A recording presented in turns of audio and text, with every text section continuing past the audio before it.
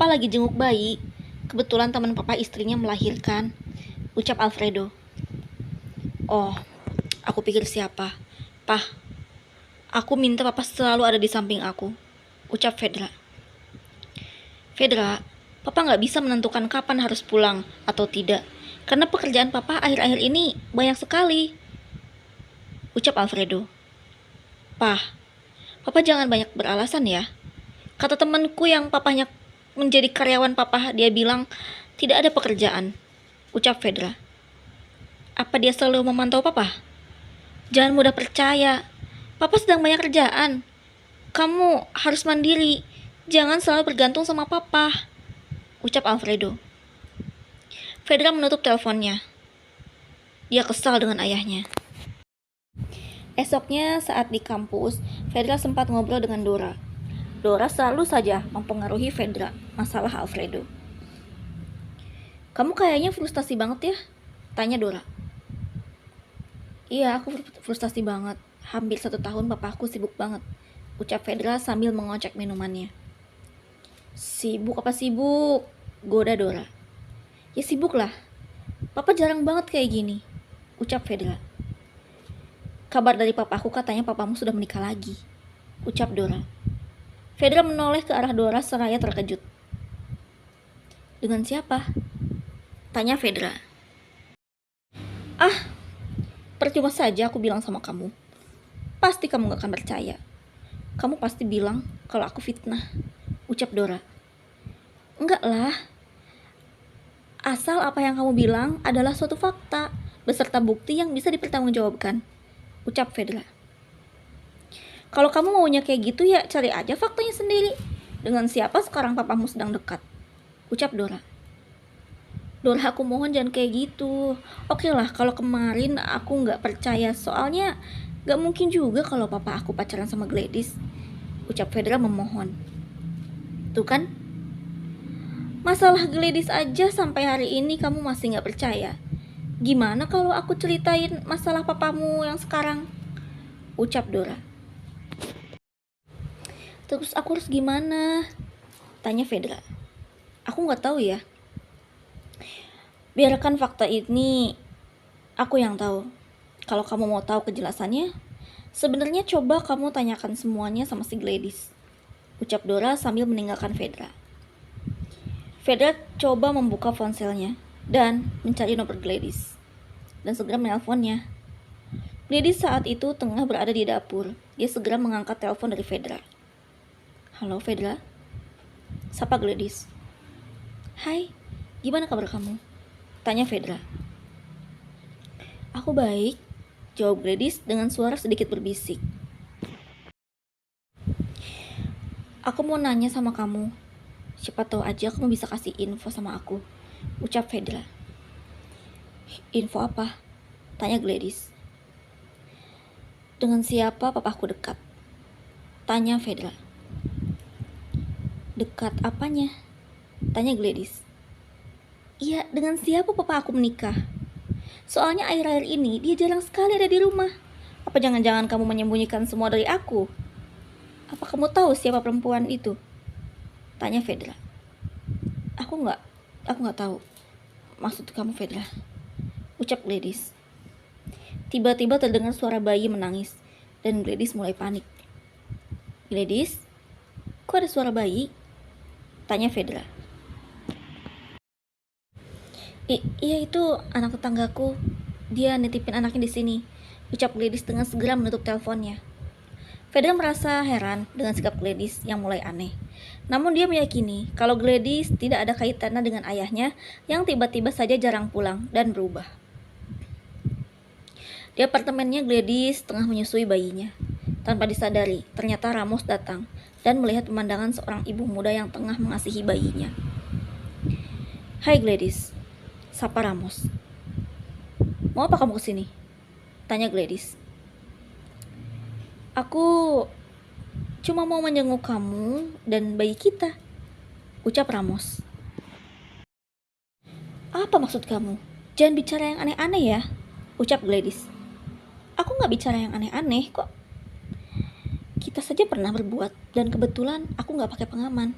Kalau terbukti anak itu adalah anakku, otomatis aku harus menikah sama kamu, ucap Ramos. Pikiran kamu sudah kejauhan, Ramos, ucap Gladys sambil menundukkan bayinya.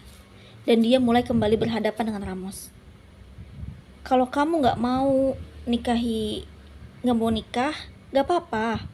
Tapi, apa kamu siap kalau suatu saat Alfredo tahu bahwa sesungguhnya anak itu adalah anakku?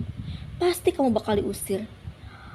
Maka sebelum diusir, aku persilahkan kamu untuk pergi dan tinggalkan apartemen ini. Dan kita bangun istana cinta kita, ucap Ramos sambil menggodai.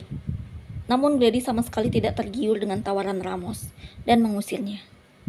Ramos pergi dengan rasa kecewa, lagi dan lagi. Di situasi lain, Fedra datang ke kantor ayahnya untuk memantau siapakah wanita yang akan datang untuk menggodai ayahnya. Fedra, ngapain kamu kesini? Tanya Alfredo. Aku mau menunggu papa. Biasanya sering ada wanita masuk ke sini dan mereka jual diri demi memuaskan nafsu birahi papa. Aku tahu papa masih berbadan gagah dan berwajah tampan, tapi gak seharusnya papa obrakan pada wanita-wanita itu, ucap Fedra. Tidak, nak. Papa sudah berhenti, ucap Alfredo. Kalau sudah berhenti, kenapa masih saja pulang malam? Tanya Fedra. Kamu masih saja bahas hal ini, padahal papa sudah malas memberikan alasan, ucap Alfredo. Makanya buktikan hari ini kalau papa bisa pulang lebih awal. Pah, aku pengen punya adik perempuan yang lahir dari rahim mama. Mungkin papa bisa wujudkan itu, ucap Fedra. Adik perempuan bisa papa wujudkan, dan bisa sekali, ucap Alfredo. Makasih ya, Pa. Kalau papa punya keinginan untuk bersatu lagi sama mama, ucap Fedra. Fedra pun segera pulang. Namun, dia tak langsung percaya. Dia malah menyambangi meja Angel, si resepsionis seksi di kantor ayahnya. Heh kamu, jadi kamu yang bikin papa aku pulang malam? Tanya Fedra. Loh, Pak Alfredo kan selalu pulang jam 3 sore. Lagian, saya juga sudah punya pacar. Untuk apa saya dekati Pak Alfredo? Pak Alfredo sudah menikah, ucap Angel. Menikah? Tanya Fedra. Iya, dan sekarang mereka tinggal di apartemen Blooms, ucap Angel. Dari mana kamu tahu? Tanya Fedra. Aku pernah disuruh untuk memesan makanan ke alamat itu, ucap Angel. Fedra yang bingung akhirnya pulang untuk beristirahat dan mencari tahu kebenaran yang terjadi. Namun di setelah istirahatnya dia disambut oleh teh hangat buatan Berta. Makasih Berta, aku memang sedang butuh teh hangat, ucap Fedra. Non Fedra, sebenarnya ada yang mau saya bicarakan. Saya mungkin lancang, tapi Non Fedra juga harus tahu, ucap Berta. Kenapa Berta? Tanya Fedra. Berta pun mengeluarkan ponselnya dan memutar video berdurasi 20 menit itu. Dalam video itu terdengar suara desahan. Suara siapa itu? Dan sedang melakukan apa? Tanya Fedra. Lalu Berta menunjukkan rekaman video 20 menit itu dari awal hingga akhir, saat ayahnya sedang berklimaks dan Gladys mendesah dengan suara yang keras. Fedra terdiam, namun air matanya menetes perlahan-lahan. Seakan tak percaya dengan apa yang dilihatnya saat ini. Ini bukan editan kan? Tanya Fedra lirih. Saya mana bisa edit-editan. Saya hanya pembantu, Non, ucap Berta. Jadi selama ini, ucap Fedra tak kuasa menahan tangis. Iya, Non, dia berselingkuh dengan Tuan Alfredo dan sering ketahuan. Saya sudah melarang Gladys, tapi dia kekeh, tidak mau lepas dari Tuan Alfredo. Saya kasihan sama Non Fedra, yang selalu berharap hubungan orang tuanya kembali akur. Tapi di sana ada Gladys yang dapat limpahan kasih sayang dari Tuan Alfredo, ucap Berta. Tak lama gelas yang berisi teh hangat itu dilempar oleh Fedra. Tangis itu semakin kencang terdengar. Fedra mengamuk, namun Berta mencoba memeluk dan menenangkan. Seakan tak kehabisan akal, Fedra langsung ke apartemen yang disarankan oleh Angel. Dia membawa mobilnya dengan sangat kencang. Wajah berantakannya itu mewakili rasa sakit hatinya. Tibalah dia di apartemen Blooms itu dan segera menuju ke arah yang dituju. Fedra mengetuk pintu apartemen itu dan ya, Alfredo yang membukakan pintu. "Kamu ngapain kesini?" tanya Alfredo. Namun Fedra tidak menjawab dan menerobos masuk. Dan saat dia masuk ke kamar, dia melihat seorang yang terkejut dengan kedatangannya. "Kamu?"